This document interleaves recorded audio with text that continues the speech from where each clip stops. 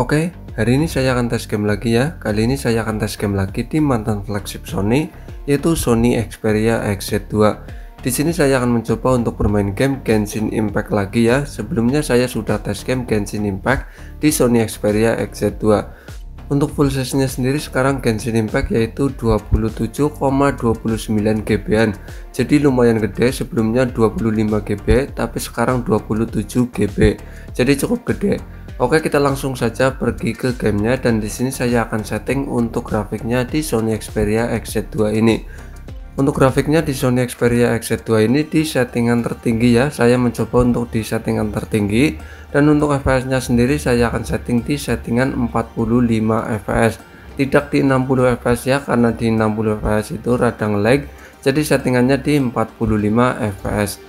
Untuk spesifikasinya pasti teman-teman sudah pada tahu ya, Sony Xperia XZ2 ini menggunakan chipset Qualcomm Snapdragon 845. Untuk layarnya cukup sedengan, tidak terlalu gede dan tidak terlalu kecil, yaitu 5,7 in, dan untuk baterainya itu sangat kecil sekali, yaitu cuma 3180 mAh. Dan untuk RAM-nya sendiri ini RAM 4GB dan internal 64GB.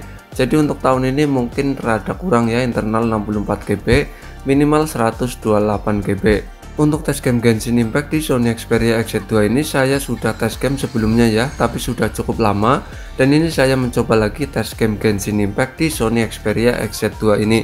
Apakah masih lancar buat bermain game Genshin Impact di Sony Xperia XZ2 ini di tahun ini? Nanti saya akan ulas di video ini, monggo disimak saja untuk videonya.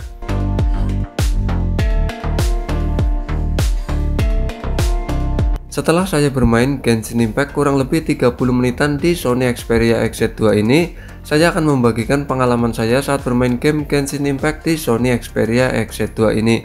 Pertama, untuk bagian touchscreen-nya ya, yang rawan ghost touch di Sony Xperia XZ2 series. Di Sony Xperia XZ2 ini lancar, tidak ada kendala sama sekali. Untuk touchscreen-nya juga responsif. Buat teman-teman yang pengen beli Sony Xperia XZ2, tentunya cek dulu di bagian touchscreen ya, karena Sony Xperia XZ2 ini rawan ghost touch untuk touchscreen-nya. Dan untuk layarnya sendiri menurut aku masih cukup nyaman untuk bermain game Genshin Impact. Meski layarnya cuma 5,7 in, tapi untuk bermain game Genshin Impact ini masih nyaman, karena rasionya yaitu 18:9, jadi terlihat lebar saat bermain game baik Genshin Impact, PUBG Mobile maupun Mobile Legends. Untuk tampilan layarnya pun menurut aku cukup bagus, meski layarnya masih berjenis IPS, tapi kerapatan pixelnya cukup gede yaitu 424 ppi. Jadi sangat bagus sekali untuk Sony Xperia XZ2 ini, dan menambah kejernihan di Sony Xperia XZ2 ini. Untuk bermain game Genshin Impact pun terlihat nyaman sekali dan terlihat sangat jernih sekali. Untuk baterainya juga tergolong irit. Saya bermain game Genshin Impact kurang lebih 30 menitan cuma habis 25%-an. Jadi menurut aku sih tergolong irit untuk baterainya, meski baterainya kapasitasnya kecil yaitu cuma 3180 mAh. Tapi untuk bermain game Genshin Impact menurut aku cukup irit. Untuk suhunya saat bermain game Genshin Impact kurang lebih 30 menitan saya merasakan cukup panas atau bisa dibilang panas. Jadi buat teman-teman yang bermain game Genshin Impact di Sony Xperia XZ2, lebih baik pakai fan cooling atau kipas pendingin. Kalau tidak punya, minimal pakai softcase agar nyaman saat bermain game Genshin Impact di Sony Xperia XZ2. Oke, kita lanjut untuk performanya saat bermain game Genshin Impact di Sony Xperia XZ2 ini. Kurang lebih 30 menitan saya bermain game Genshin Impact di Sony Xperia XZ2 ini. Saya tidak mengalami frame drop, jadi HP ini lancar untuk bermain game Genshin Impact dengan grafik sangat tinggi. Dan di 45 fps itu lancar, tidak ada kendala sama sekali saat bermain game Genshin Impact di Sony Xperia XZ2 ini dengan grafik seperti itu. Saya juga sudah install banyak game di Sony Xperia XZ2 ini, dan memori tersisa yaitu cuma 20%. Dan ini lancar untuk bermain game Genshin Impact di Sony Xperia XZ2 ini. Jadi buat teman-teman yang pengen beli Sony Xperia XZ2 buat bermain game Genshin Impact, jadi menurut aku sih ini masih worth it buat bermain game Genshin Impact. Saya tidak mengalami frame drop saat bermain game Genshin Impact kurang lebih 30 menitan.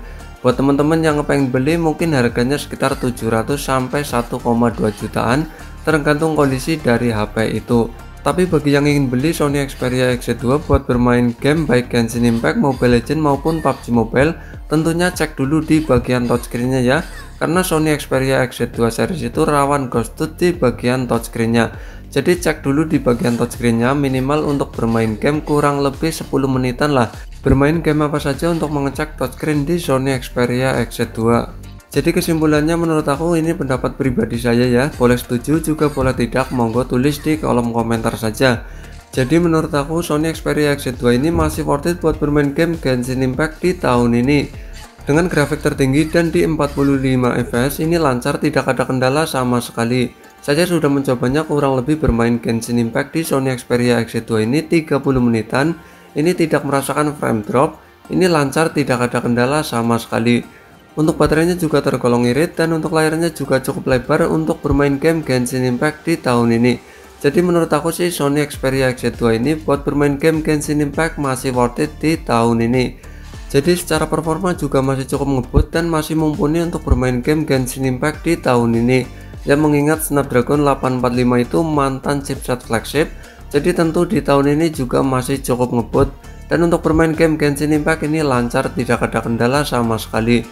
Jadi menurut aku sih Sony Xperia XZ2 ini masih worth it untuk bermain game Genshin Impact di tahun ini. Apakah teman-teman masih bermain game Genshin Impact di tahun ini menggunakan Sony Xperia XZ2? Monggo tulis di kolom komentar dan bagikan pengalaman kalian saat bermain game Genshin Impact di Sony Xperia XZ2. Oke, jadi cukup sekian ya bos ya. Jadi ini pendapat pribadi saya untuk bermain game Genshin Impact di Sony Xperia XZ2. Boleh setuju juga boleh tidak, monggo tulis di kolom komentar. Oke, jadi cukup sekian. Terima kasih, mantul.